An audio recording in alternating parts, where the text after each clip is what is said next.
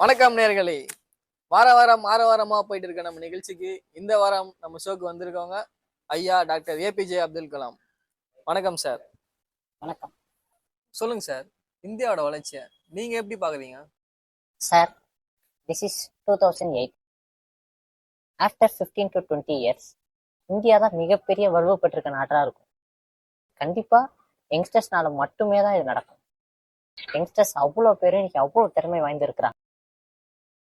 எனக்கு தெரிஞ்சு 1000லேருந்து லட்சக்கணக்கான பேர் 2015லையோ 20லையோ மிகப்பெரிய ஆளா இந்த மாதிரி ராக்கெட் ஏவுகணை செய்வாங்க.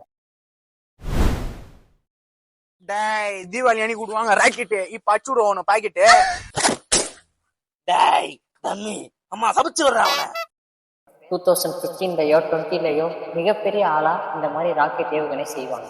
நீங்க வேணா பாருங்க, இந்தியா மிகப்பெரிய நாடாக போது இதுக்கு காரணம் முழுக்க முழுக்க யங்ஸ்டர்ஸா மட்டும்தான் இருப்பாங்க. இது நடக்கும்.